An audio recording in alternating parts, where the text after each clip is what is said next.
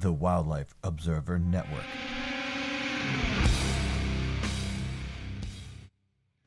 And the roots just broil over the sidewalk and broil over the curb there into the street and buckle the street. I mean, they're super trees. You are listening to Urban Wildlife Podcast.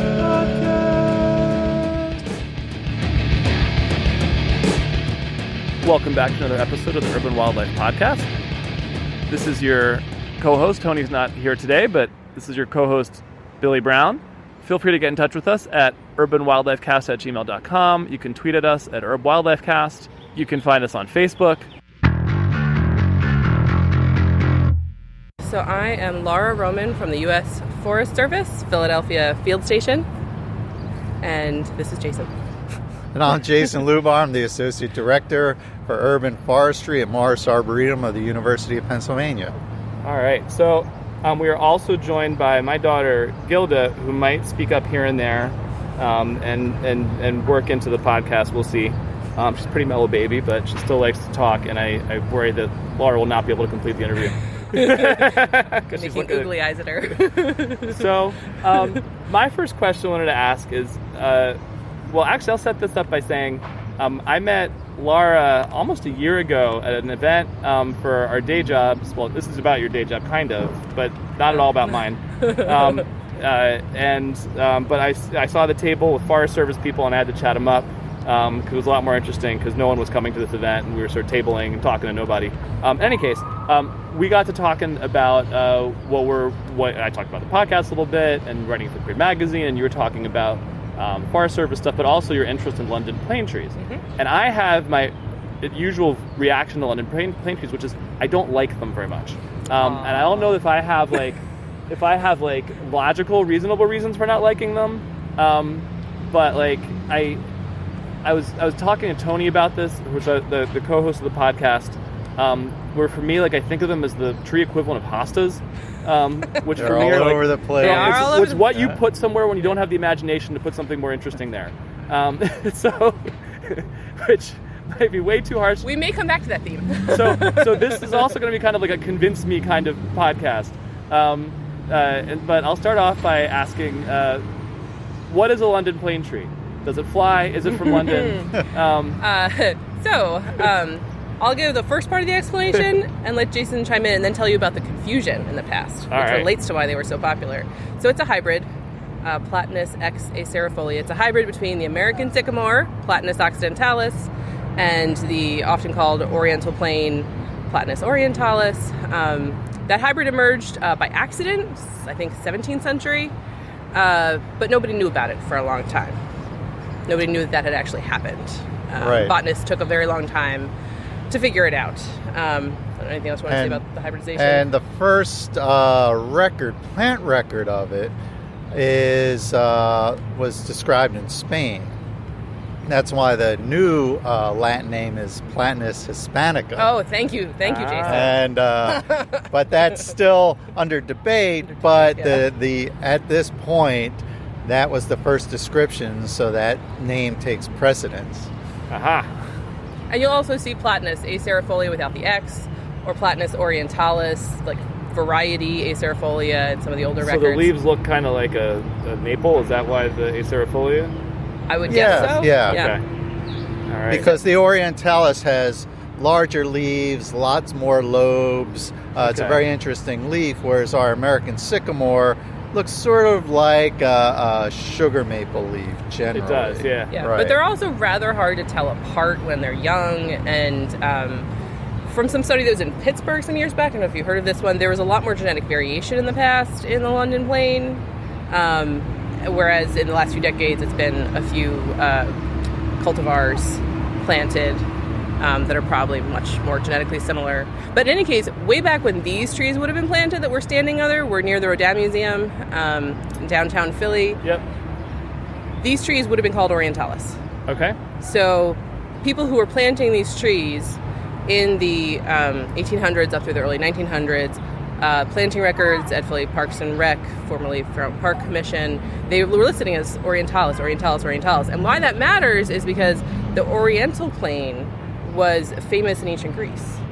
Okay. And so these descriptions in these old forestry textbooks would go on and on about the importance of the Oriental Plain to the Greeks. Got it. And also talk about how the Oriental Plain was at that time like City Beautiful movement era, when there was this big push for city beautification, making big boulevards. They would talk about how the Oriental Plain was so popular already in Paris. So with so cities with sort of classical like tastes and pretensions, and like having big Greek trees, or okay, I get it. Trees that were already very popular in London, very popular in Paris, and meant something to the ancient Greeks. Okay. Right. And they were very Do you think that's adaptable cool? to Yeah, I think that's cool. very adaptable to urban conditions too.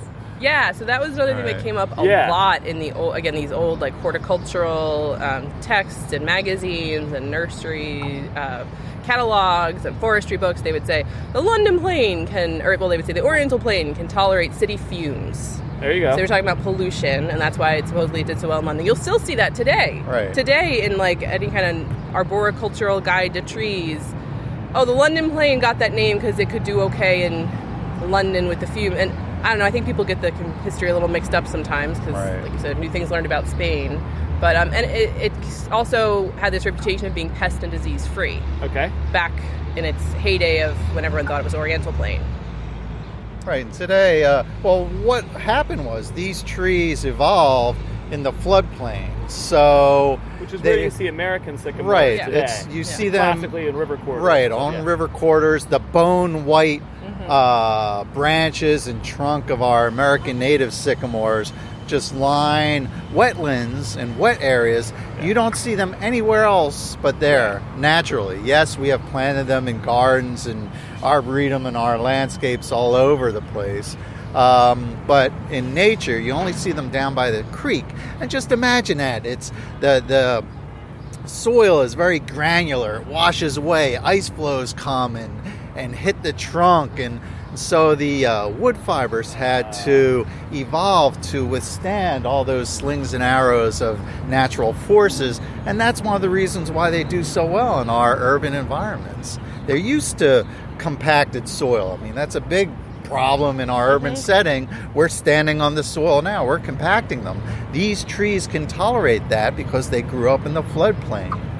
They can tolerate pollution, and they're actually really good at capturing pollution. You know, these are our large trees. You look around, what are the largest trees here? Mostly are London plains. Mostly, yep. Yeah, and they capture the pollution. They slow down the air, and the particles of pollution actually get deposited on their leaves, where rainwater washes them into the soil. I do need to point out, though, that Can I pause really quick just to do some good baby stuff? We're all snug here. There we go. All right, we've resumed recording. What were we saying? I don't remember. So you were talking about. We've gone through sort of the ubiquitous of the plains. Well, they're everywhere. You were talking about the American sycamore and the its genetics. virtues. So So when did people start noticing these? I was about to say something. That's right. I remember. remember. You were talking about all of its virtues in terms of the wonderful things it does as a large tree. Also, allergens. So they have these little hairs on the other side of the leaves, which I don't see any on the ground right next to us. They've probably been swept up because it's a very landscaped kind of area. Yeah. But they have these little hairs that are, I mean, they're on the list of things you'll get tested for if you have seasonal allergies. Platanus is one of the check boxes. We just got my husband and my daughters tested for allergies, so I noticed that. That's a downside. It's a downside. And also, what's kind of amazing to me is this has been recognized for well over 100 years. So some of these descriptions that would tout, super tree free of pests and tolerates city fumes. But the one problem. But it happens to have these things that'll irritate people. But it wasn't mentioned that often. And part of why I think this is interesting is because most other trees had downsides mentioned more regularly in these old records. So an old records question I have for you. Yeah. And so in the podcast we've done episodes like about the house sparrow and how it was introduced in the sort of mid-late 1800s to combat inchworm infestations of urban trees. They called them something else back then. Basically inchworms. Yeah. Moths, Lubar, whatever, that people saw as just annihilating all the urban trees. How do the London plains? I mean, was that part of the thinking that they were resistant to? Said that they were recruited not to have pests. Right, they were pretty disease free, However, they do, like our native sycamores, they get anthracnose, which is a leaf fungal disease, which usually comes about when it's cold and wet in the spring. And the leaves, it gets on the leaves, it kills the leaves, it gets into the twigs and can cause what's known as witch's brooms, which are distorted growth. And then the leaves fall down. Everybody's like, oh, the tree must be dead. It's no, it just has anthracnose. Just wait a few weeks and it re-leaves. It leaves out again and it dries out and everything's fine. There's also powdery mildew the leaves can get, which is a white mildewy substance on it that can cause the leaves to curl and fall off. And these are pretty common for these trees, and some are much more resistant than others. That's why they're making cultivars now, to make them resistant. But those are non-fatal, right?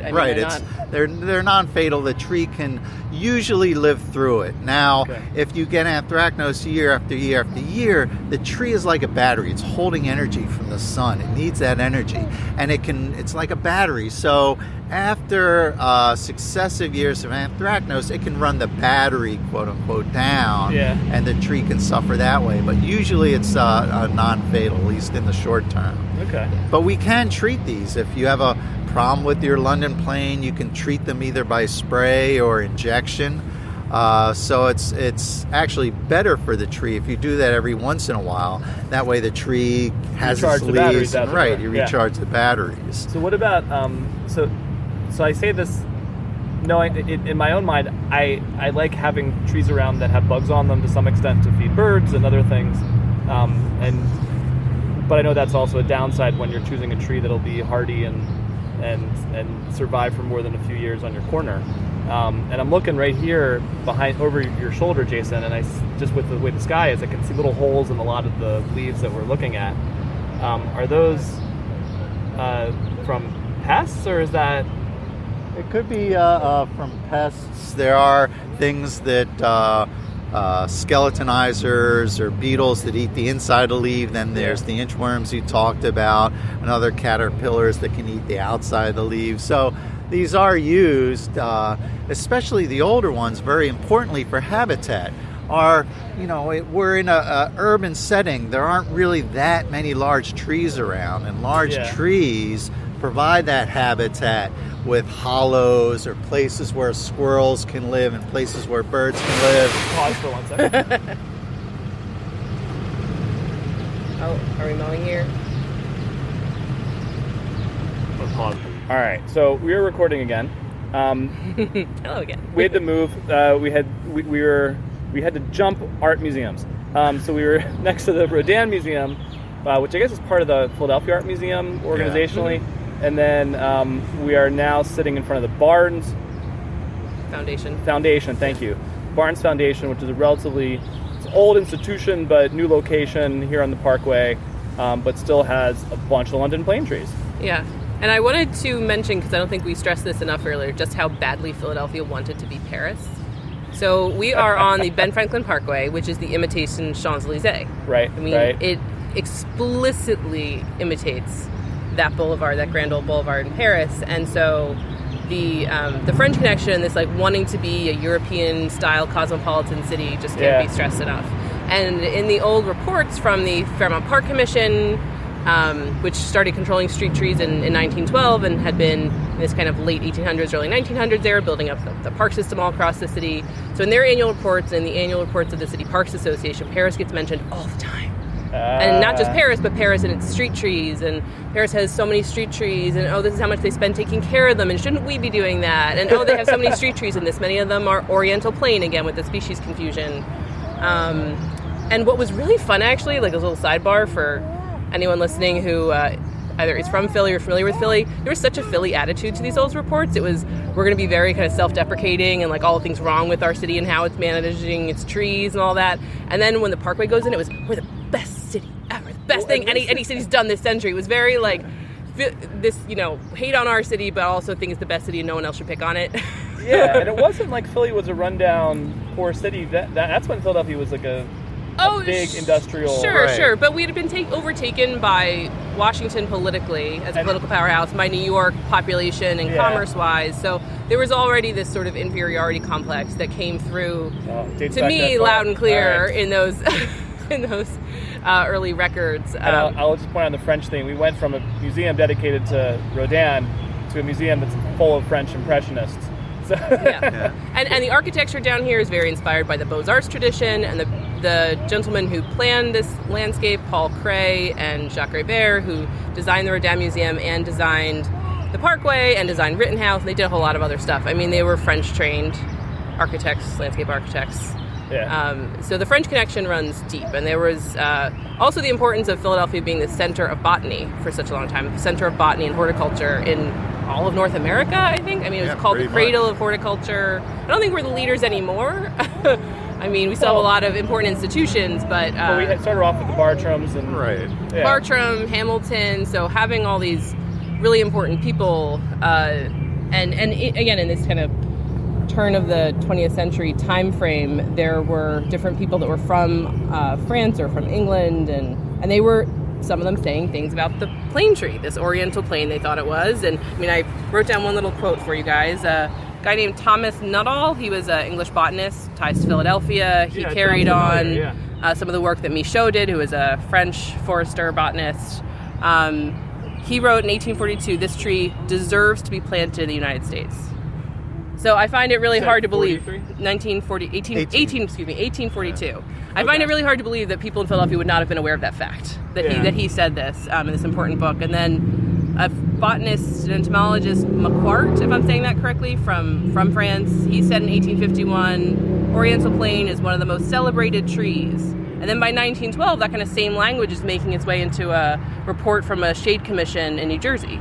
So I think there was this kind of perpetuating of this just love affair with the Oriental plane. And again, the elm was also getting quite a lot of attention. The American elm is very important in terms of U.S. history. Right here in Philadelphia, there was according to legend, apparently it didn't really happen, historians have been telling me, that a treaty was signed between the Lenape Indians and William Penn under this gorgeous old American elm, memorialized in... You were talking about the elm...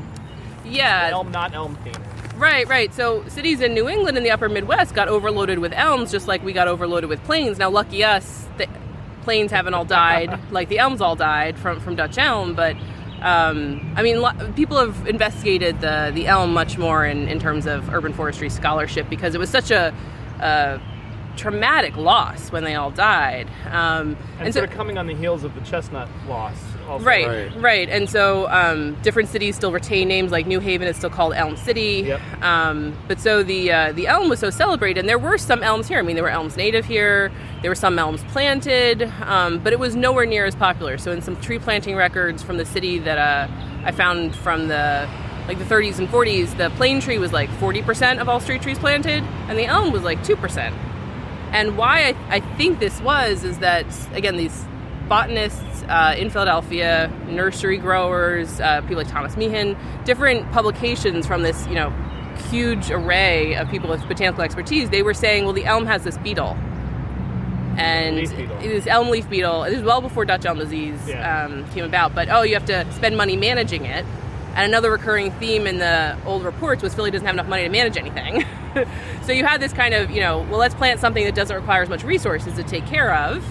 And then there was also this idea of the kind of climate tolerances. So even though we do have elms that grew here natively in our city, the descriptions would say, the elm doesn't do so well this far south, and likewise it would say, the plane doesn't do so well up into New England. And I'm not totally sure how true that is, but I still see it in current horticultural texts. Some of this, I mean, some big old American, and I hope those are Americans that I'm talking about now that I say it, but like in Baltimore, I remember some just like groves of huge elm trees that I thought were sort of survivor Americans, but I'm not. Or maybe they've been treated. I mean, like the huge one on the Penn campus has been treated. Yeah, it's a descendant of the treaty elm. Washington D.C. I remember around the elms, White House, some massive and elms. up in New York, the elms of Central Park. Yeah. So I think climate-wise, you could have some elms. Right. I think so too, and I've also seen plane trees do just fine further north. But then there'd be these reports of like, oh no, all these or again, one guy Oriental says plains, that like it all ends these up in Oriental Emmanuel, plains, and then had frost yeah. problems in New York City, but New York City has tons of plains now, and they're hugely popular Isn't there that too. the symbol of the park system in New York? Yeah,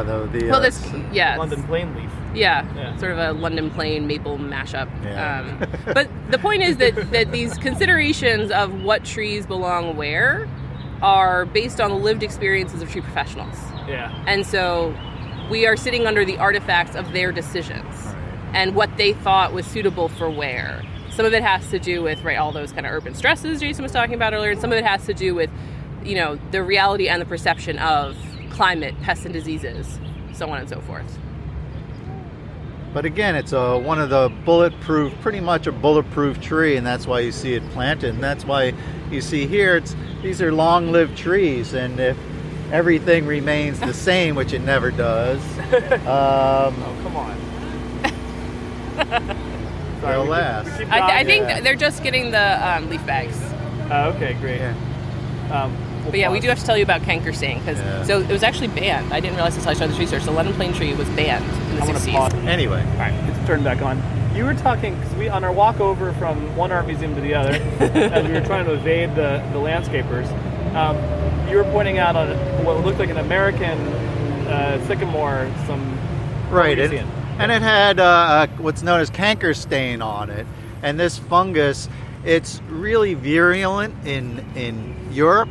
I mean, it can cause a large London plane tree or plane trees to die 2-3 years very quickly.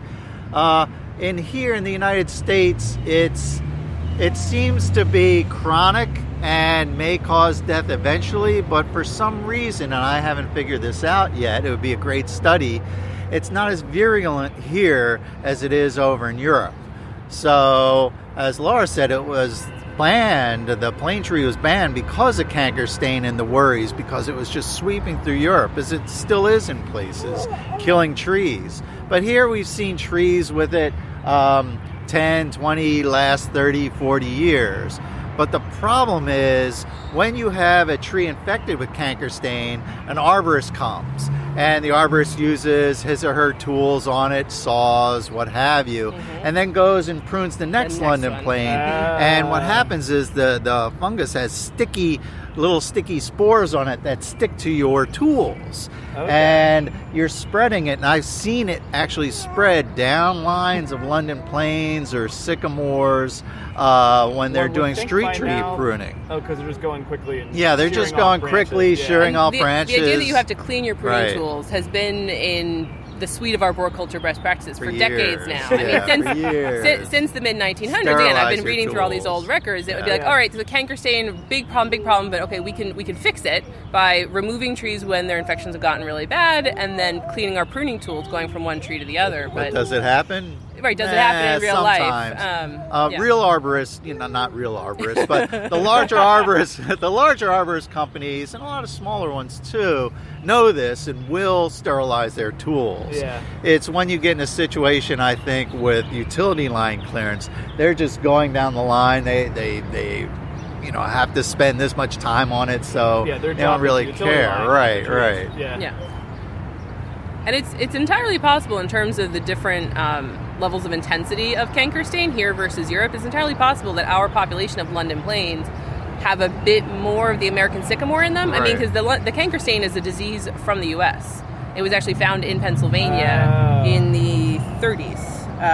So it could be one of these endemic, non-fatal things. Right. Trees. Right. Or it could be the disease itself is changed genetics over in Europe. Some combination. We don't. I've never read anything on that. It would be a great research opportunity. It would be really cool, and I would think that folks in Europe would want to investigate this because, again, this having been an iconic tree for so long in different European cities and settlements, they're quite worried. I mean, for the last 15, 20 years, there's been a bunch of, the canker stain, and we always think of the diseases coming over, say, from Asia and impacting our vegetation. So now we're sending something over to Europe. It works both ways. Yeah. But so the canker stain issue, again, first arose in the 30s. I found some things from USDA talking about canker stain, such a problem.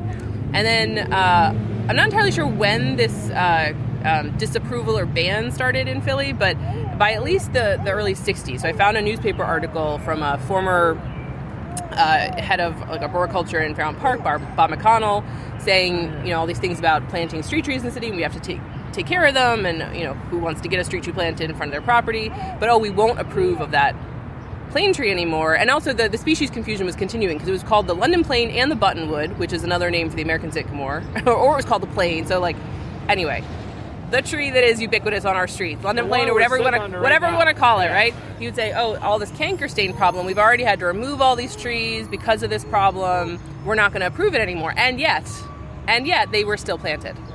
They were still planted in the 60s. And what he told me on a phone call, so he's buddied with Lori Hayes at Parks and Rec. He's in his 90s now, and she chats with him now and then as sort of a mentor relationship. And she brought me over to her office. We called up Bob McConnell, and I thought that he was the one planting all these plane trees. I thought that it was like the city. This was before I realized there was a ban. He said, no, it wasn't me. I like the ginkgo. And he was saying all these things he liked. And it makes sense, though, because he was very involved in the ISA, the International Society of Arboriculture. He would have been very aware of problems with the plane tree. Yeah. And it also, I didn't ask him, but I would think he'd be aware of the push for more diversity at that time, 60s, 70s. But he said... So you don't have, one species everywhere that's hit by a pest. So this monoculture problem, whether it was the elm tree that happened to, or the plane tree, where to some extent it's had these problems. But so he says... No, the developers would put it on their plans. I would disapprove of them, and they'd go above my head to City Hall. And my mind just blew, because that's such a, thing that could happen in our city where developers get their way. But it's also, I think there's this underappreciated role of housing developers and real estate in the selection of street trees. So if you think about where you find massive amounts of plane trees, not where we're sitting on the Parkway, it's more kind of museums and commercial. Yeah. Think about row houses with row after row of London planes, and the trees are roughly-ish the same age as the housing. Yeah. Who picked those? The developers. The developer was, yeah. And also in the records from the Fairmount Park Commission, before this ban was in place, back in 30s, 40s, there were these columns of different categories of planting. So there was planting different species, and then planted by the city, by the commission, planted by permit, which always outnumbered planting by the commission. And who was getting the permits? I haven't been able to find a paper trail of the permits, but I'm guessing a lot of those permits were new housing. Right. Also interesting, planted by the Works Progress Administration. So Works Progress Administration was doing street tree work, not just rural conservation. Depression era plantings. Yeah. And so I think that relationship between developers and species selection continues to this day, because again, I haven't seen a lot of literature on it, but just from talking to arborists, you hear these things come up in arboricultural conferences and such, that in subdivisions, in suburban subdivisions today, instead of one tree, you'll have 3 species, and they'll alternate every other yard. They won't be street trees, they'll be yard trees, but still, it's who's picking it. They don't have an arborist on staff usually. I mean, the arborists get annoyed, why didn't you talk to us early on? It's usually the developers, maybe an architect, maybe a landscape architect, and they're usually hamstrung by what's available in bulk from the nurseries. And so you take that same kind of dynamic, put it many decades past when the push was for monoculture, not any sort of diversity, and the push was for bigger shade trees, not smaller ornamentals, and you end up with, in our city, tons and tons of London plane trees. Which is not a bad thing, and that's what we push diversity, and we understand diversity. But these trees, look at them.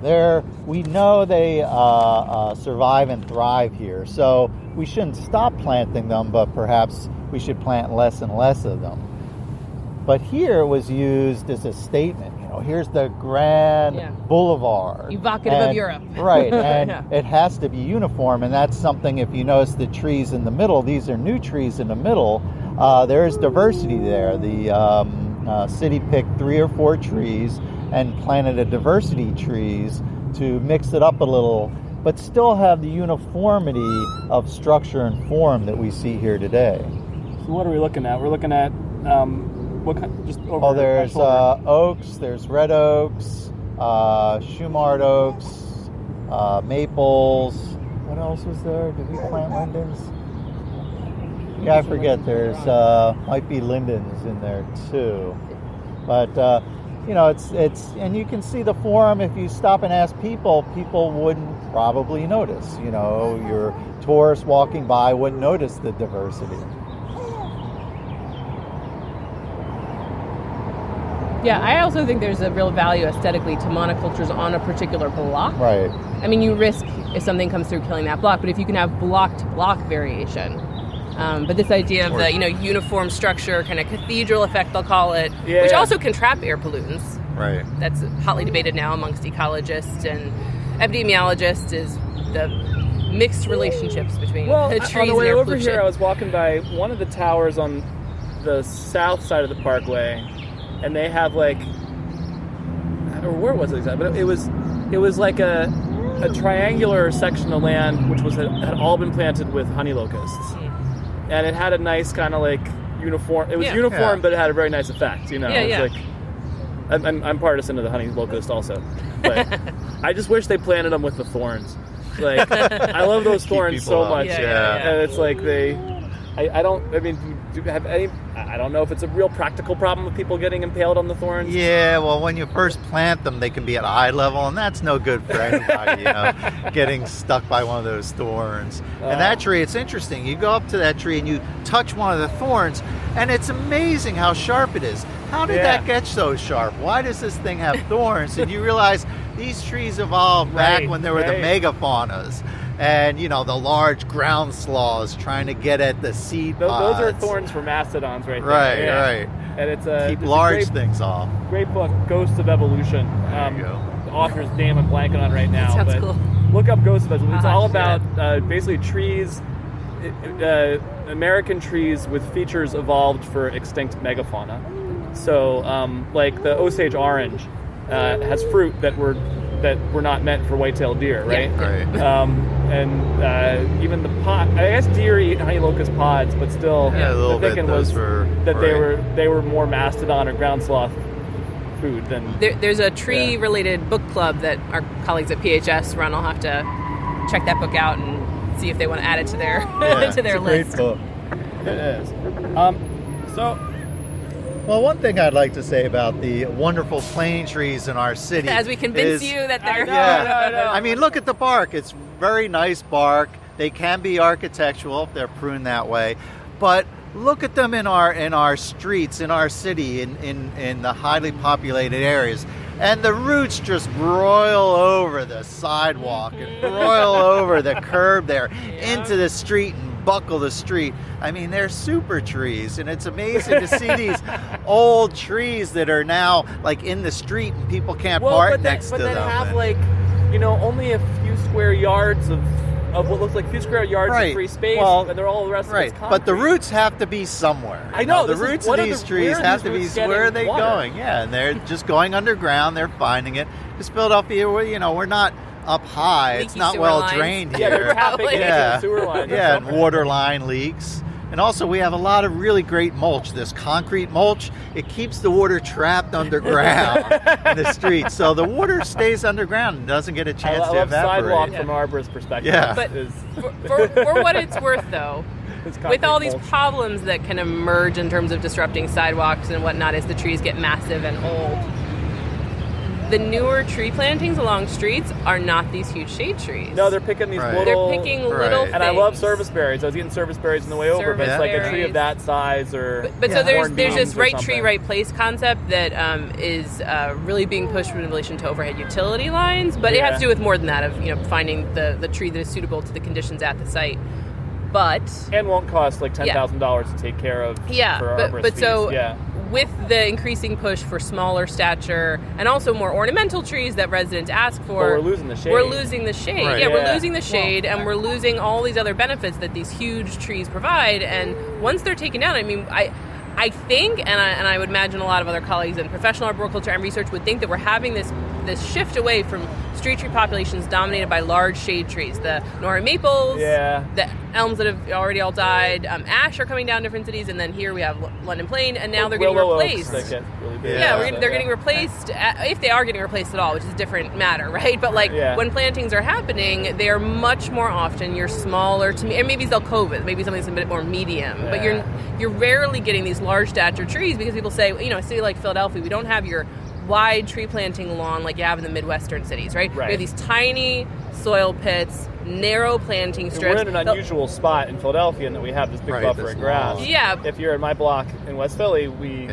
hardly have anything. Yeah. But Or there's so many South blocks Philly. of West Philly lined with gorgeous old plane trees, and they're doing just fine. They're doing just fine. Right, and these trees have, like these large London planes, they can equal, the benefits from 100 or 200 smaller stature trees. Oh, yeah. And benefits you're talking about soaking up water, soaking up pollution, that kind of stuff. Providing oxygen, providing shade, providing cooling. Yeah. And also there's people don't realize this, but if you have a large tree next to your house or at your house on the street, it actually improves property values. Yeah, these trees put money in your pocket by planting these large statuesque trees on your property. I know, yes, you need to take care of them and you need to sweep up, but look, people pay money to join gyms. This is exercise. You're getting out there, you're meeting your neighbors, you're talking, yes, you're cleaning up your trees, and maybe you're even taking that and putting it in your small backyard and composting and helping you're the preaching to the soil. choir, man. Yeah, and I'll point out as someone who's gotten into birding, number one, I've come to love oaks for what I see are warblers coming through eating, and but I'll note that I have seen it seems to be a reliable thing now that I've spent a couple springs looking at this, is orioles seem to love the seed pods or the seed clusters of the plane trees. So I've a couple times have been walking around Independence Historical Park, which is near my office, and had like a little snow of London plane tree seeds drifting down. I look up when there's an oriole up there picking one apart. But even in West Philly, I'll see, I've seen a few. I'll just riding my bike to work and I'll hear, let's say, black-throated green warbler or a northern parula, and it's going to be in a larger shade tree. It's not in a because these are 20-foot birds tall, that function in the upper canopy. They like the upper canopy. They don't like being close to the ground. Yeah. So you'll always have to look up to see orioles. And rarely do they come down and to the ground. So, the decisions we make on choosing our trees affect a whole bunch of different things like birds, wildlife, and even us. And for many, many decades. I mean, when we talk about some of these different problems that have come from the trees, especially as they age, right? As they age, and they might disrupt different kinds of built infrastructure, or you might have concerns of when this tree needs to come down, how much it's going to cost, and managing the risk, making sure it's not going to hurt anybody or any property or any power lines. But the thing is, these are, I'm going to call them anthropogenically constructed populations. I mean, so much of the work that I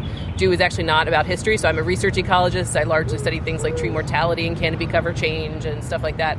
But when we talk about tree mortality, it's removal.